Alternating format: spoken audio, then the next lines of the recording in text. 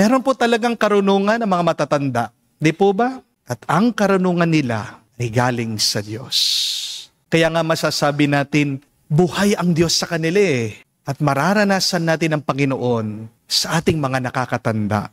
The old and the elderly also serves as a voice of God to us.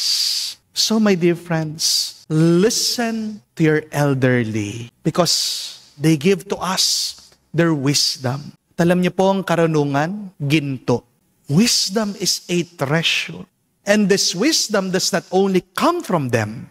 This wisdom is a gift from the Holy Spirit. Amen? Salamat po tayo sa Diyos. Para sa ating mga nakakatanda, tinutulungan nila tayo maging mas mabuti, maging mas mapagmahal, at maging mas banal.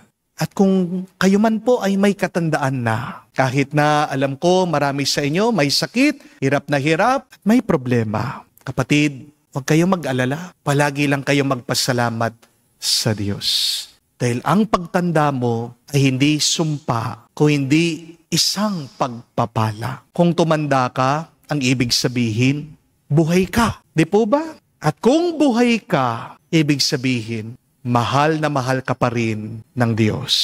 Amen? Hayaan mo na gamitin ng Diyos ang iyong buhay, isang instrumento ng kanyang pagpapala sa ibang tao.